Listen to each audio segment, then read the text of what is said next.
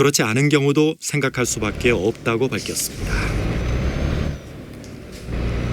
북한의 최대 정치 행사로 꼽히는 노동당 제8차 대회가 어제 개막했습니다. 김정은 국무위원장은 개회사를 통해 경제 실패를 자인하고 자체 힘을 더욱 강화할 것을 주문했습니다. 김정은 위원장은 개회사에서 국가 경제발전 5개년 전략의 목표 미달을 확인하고 내 외부적인 도전과 대책 마련을 지적했습니다.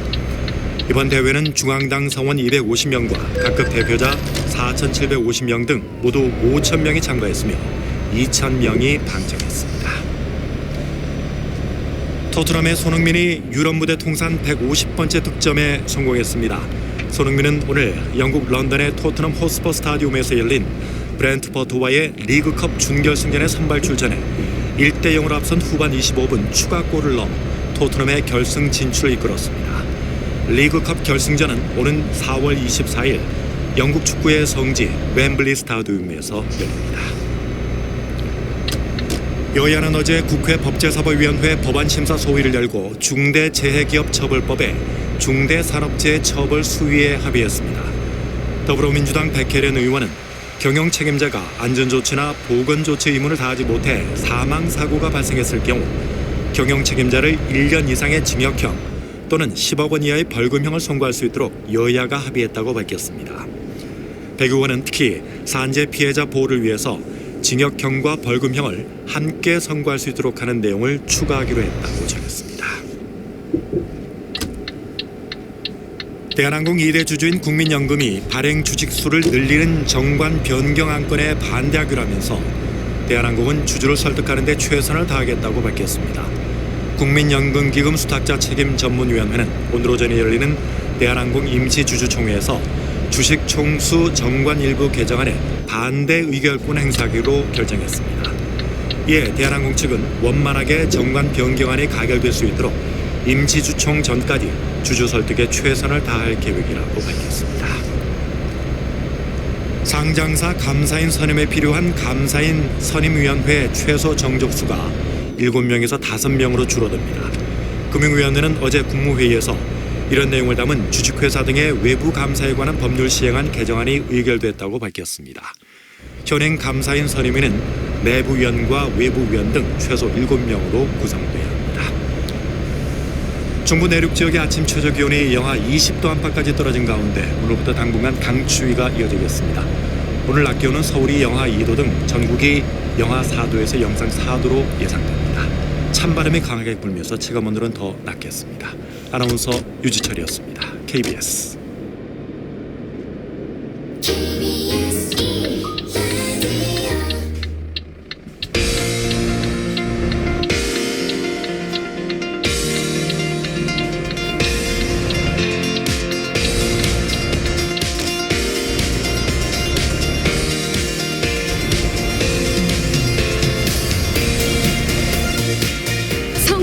예감 김방희입니다.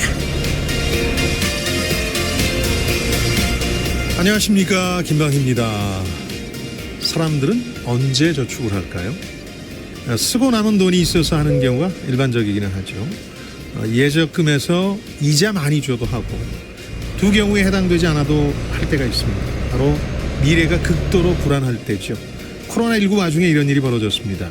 미국은 저축률이 오랫동안 7% 인근에 머물렀습니다마는 코로나 이후에 급등해서 지난해 12%가량이 될 것으로 보입니다. 우리는 2019년 6%대였지만 지난해 10%를 넘어설 수도 있습니다. 외환위기 직후였던 1999년 이후 처음 있는 일입니다. 두 가지를 유추해 볼 수 있습니다. 미국에서는 이미 확인되고 있는 사실인데 실제로 소득이 생각보다는 줄지 않았다는 겁니다. 자영업자나 실업자의 소득은 크게 줄었지만 실업수당이나 재난지원금이 어느 정도 보충해줬고 주식이나 부동산 보유 소득도 늘었습니다. 소득 통계를 아직 구할 수 없는 우리 역시 자영업자와 소상공인, 비정규직 노동자 등의 피해가 집중됐고 화이트 칼라나 전문직의 소득은 거의 줄지 않았을 가능성이 큽니다. 그간 지적해왔습니다만 이는 일자리와 부, 사회 양극화로 귀결됩니다. 단기적으로 더 신경 쓰이는 건 이 대목입니다. 소득이 크게 줄지 않은 계층이 미래가 불안해서 늘려놓은 저축을 그야말로 돈이 될 만한 곳에 집중적으로 투자할 가능성이 높습니다. 현재로서는 코스피 기준으로 3천 턱밑까지 간 주식 분야가 유력하죠. 그러자면 우리 경제나 기업 실적이 꾸준히 뒷받침해줘야 하고 코로나 진정세와 함께 저축 일부를 보상 소비할 수 있도록 해줘야 합니다. 그래야 진짜 경기가 살아납니다. 올해는 시장 기능을 뜻하는 보이지 않는 손만큼이나 좋은 정책 기능을 뜻하는 능숙한 손이 절실한 한 해입니다. 자, 수요일 성공예감 김방입니다. 시작하겠습니다.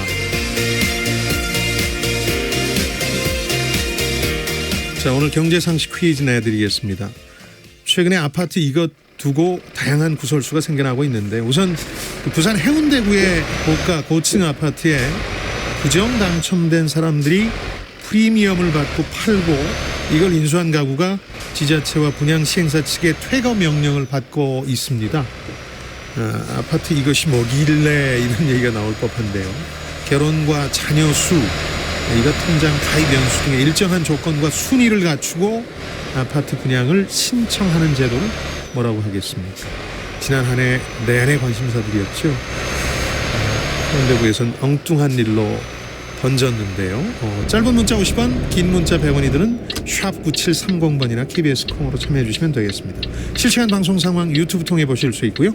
성공예감 자주 검색하시면 성공이 가까워집니다.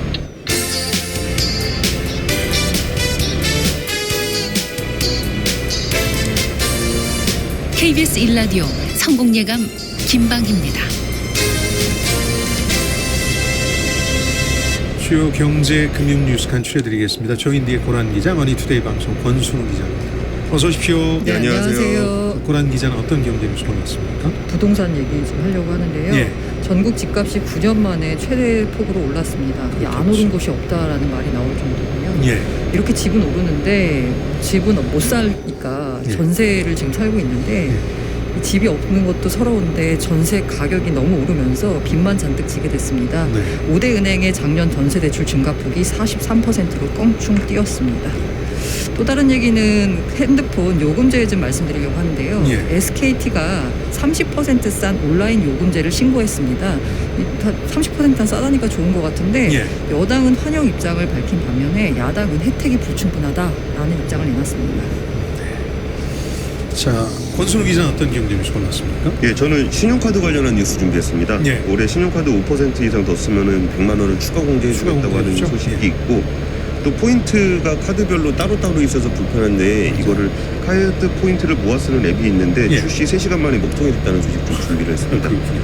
그리고 코로나 때문에 굉장히 좀 어려운 상황이지만 조선업과 건설업이 해외에서 많은 수주를 좀 받아왔다고 해서 관련 소식 준비했습니다. 수출 대외 분야에서는 좋은 소식이 연초부터 이어질 가능성이 높은데 잠시 후에 듣도록 하겠고요. 고란 기자, 아까 집값 얘기를 좀 해보죠.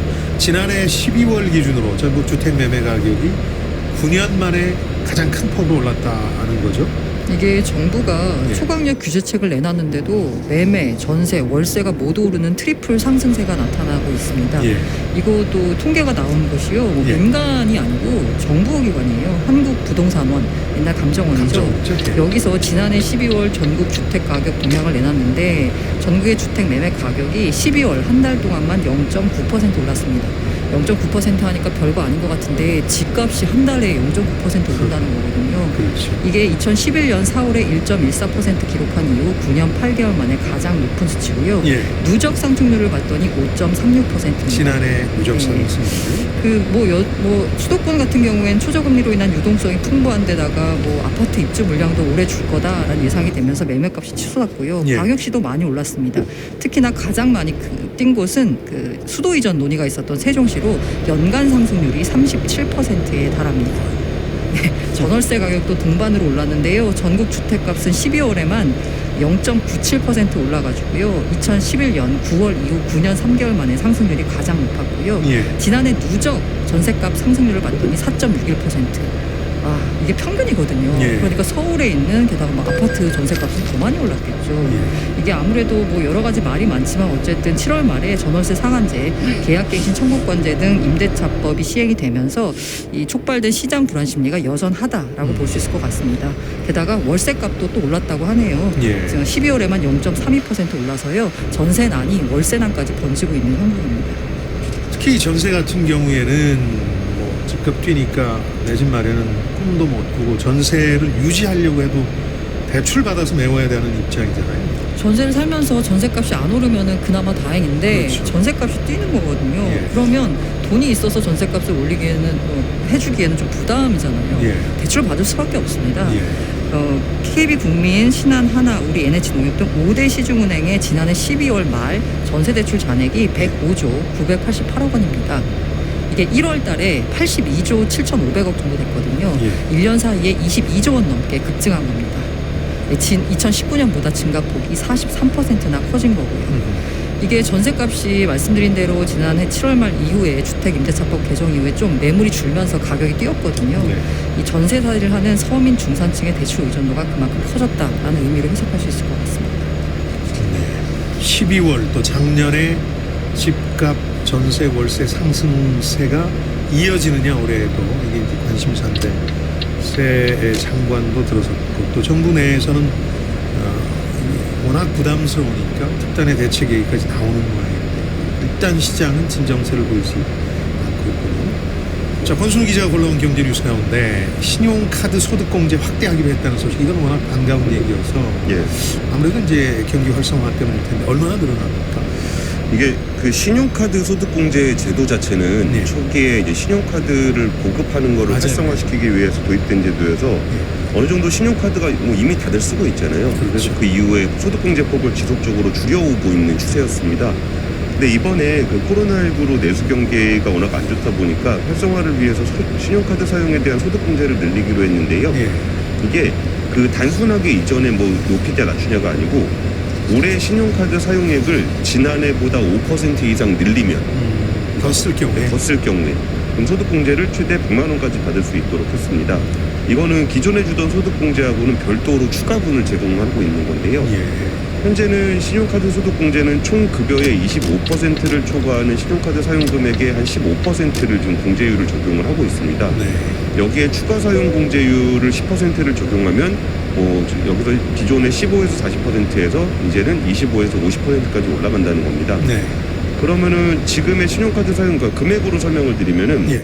소득공제는 7천만 원 이하인 사람에게 300만 원까지 그리고 1억 2천 이하인 사람까지 250만 원까지 제공을 하는데 예. 200만 원까지 공제를 해주는데 예. 100만 원 사용 한도를 추가로 공제를 하게 되면은 기존 2, 300만 원 선에서 이제 3, 400만 원 선으로 커지게 되는 겁니다.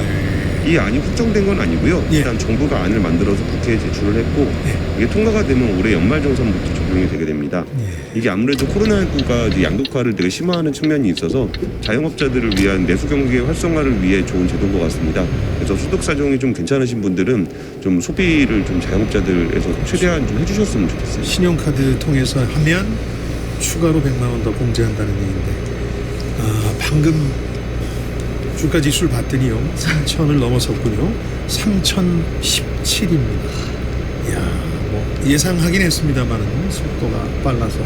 예, 주식으로 많이 보신 분들은 신용카드 사용을 많이 하셔서 자영업자들을 좀 지원해 주셨으면 그걸 좋겠습니다. 유도해야 되는 거죠. 정책적으로 제가 말씀드린 게 그거고요. 또 지금 모든 게 이 경기 활성화를 위한 이런 방안들일 텐데 설 농수산물 선물 상한도 기존의 10만 원에서 20만 원으로 올리겠다.